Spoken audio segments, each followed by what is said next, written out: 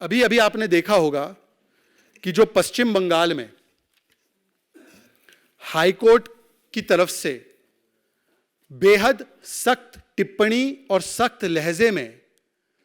पश्चिम बंगाल की सरकार, जिसको मैं कहता हूं निर्ममता वाली सरकार, उसको फटकार लगाते हुए शाहजहां शेख को गिरफ्तार करने के लिए सीधे सीधे कहा गया। आज एक बात स्पष्ट है कि जो सरकार दावा करती थी, तृणमूल कांग्रेस की सरकार, ममता दीदी की सरकार की, ये मां माटी मानुष की सरकार है, ये मां माटी मानुष नहीं, ये बम ब्लास्ट और बलात्कारी बचाओ की सरकार है। ये बम ब्लास्ट और बलात्कारी बचाओ का कार्यक्रम इस प्रकार से चलता है कि विधानसभा में खड़े होकर शाहजहां शेख, जो एक व्यवस्थित और सिस्टमैटिक शारीरिक शोषण का एक संस्थागत नेटवर्क चलाते हैं, जिसमें ज्यादातर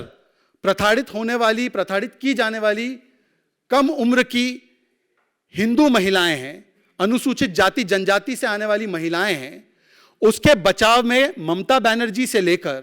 अभिषेक बनर्जी और अभिषेक बनर्जी से लेकर तृणमूल कांग्रेस का रैंक एंड फाइल, यहां तक कि उनके प्रवक्ता यह भी कह देते हैं कि रेप का फुटेज कहां है, यहां तक कि उनके प्रवक्ता यह भी कह देते हैं कि ये जो महिलाएं हैं ये बीजेपी की एजेंट है, आरएसएस की एजेंट है, ये एक्टर्स है, ये स्क्रिप्टेड है। इस प्रकार की ओछी टिप्पणियां विक्टिम्स पर करना,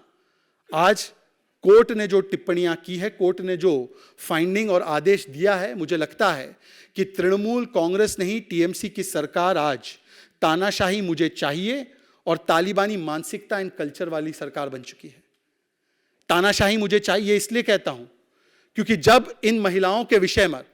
कोई पत्रकार आवाज उठाता है तो उस पत्रकार को गिरफ्तार कर दिया जाता है। अगर इन महिलाओं के विषय में कोई फैक्ट फाइंडिंग टीम, जिसमें सीनियर जजेस, जिसमें सीनियर एडवोकेट्स जाते हैं, उनको रोक लिया जाता है, उनको अरेस्ट कर लिया जाता है। लॉकेट चैटर्जी से लेकर सुकांता मजुमदार जी जाते हैं, उनको अरेस्ट, डिटेन, मारपीट कर दी जाती है। कार्यकर्ता जाते हैं, उनको रोक लिया जाता है, अवैध तरीके से 144 लगा दिया जाता है। और महिलाएं यदि उनके बारे में बोलती है, जो महिलाएं पीड़ित है, तो उनको भी धमकाने का, डराने का प्रयास किया जाता है। परंतु शाहजहां पर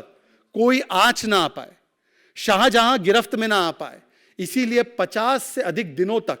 शाहजहां शेख को स्टेट स्पॉन्सर्ड प्रोटेक्शन और स्टेट सैंक्शन से